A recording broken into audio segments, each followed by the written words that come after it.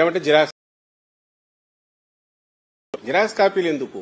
వందల కొద్దీ same Telugu stamp చూస్తే ఏంది, వందల కొద్దీ ఆ స్టాంప్ పేపర్లే నువ్వు పుట్టించగలిగిన ఒక్కొక్క దానికి వేల కొద్దీ అలాంటి దొంగ నోట్లలాగా దొంగ స్టాంప్ పేపర్లు వేసిన ముఠాతో సంబంధం ఉన్న చంద్రబాబు ఈ రోజు అసలు ఎలాంటి ట్యాంపర్ చేయడానికి అవకాశం లేని ఈ స్టాంపింగ్ తీసుకొస్తే సహజంగానే అబ్జెక్షన్ రైజ్ చేస్తాడు. ఆయనకి ఇష్టం ఉండదు. నేను మళ్ళీ అని చెప్తున్నా కదా, రోజు గోడల కన్నాలేయాలని కూడా మీరు చూసేవాడికి పటిష్టమైన కోటగోడ లాగా ఉంటే ఇష్టం ఉండదు.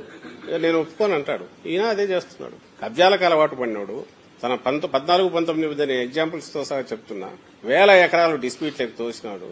మీరు కావాలంటే మీడియా వాళ్ళు తీర్చండి. అప్పుడు ఆ రోజుల్లో రైజ్ అయినవి మీరే వేశారు, స్టోరీస్ మీడియాలో వచ్చాయి. ఈ వెబ్లాండ్ అనే దీన్ని వాడుకొని అడ్డంగా పేర్లు మార్పించి ట్రాన్సాక్షన్స్ జరిపి సిఆర్డీఏలో అడ్డంగా డీమ్డ్ మ్యూటేషన్ అని 1000 ఎకరాలు అక్కడ కూడా పేర్లు మార్చుకుని దానికి బదులుగా దీన్ని మన ప్లాట్లు స్థలాలు తీసుకుని విలువైన ప్లాట్లు ఇచ్చేసిన వాళ్ళు వీళ్ళని దొంగలుగాక ఏమనాలా? వాళ్ళకు నిజంగానే ఇష్టం ఉండదు.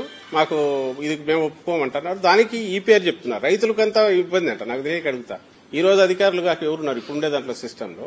ఈ రోజు రిజిస్ట్రేషన్ అధికారులు కాక వీళ్ళు కాక వేరే వ్యవస్థ ఏమన్నా ఉందా? వీళ్ళందరూ అధికారులు కాదా?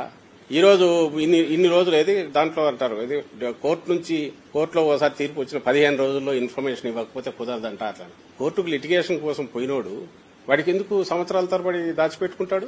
తీర్పు తనకు అనుకూలంగా వస్తే ఇమీడియట్ ఇన్ఫార్మ్ చేయడా? అయినా డెడ్ లైన్ లేకుండా ఎల్లకాలం ఉంటే ఈలోగా ఇక్కడ ఎవరు నమ్మేసుకోరు, ఎవరు.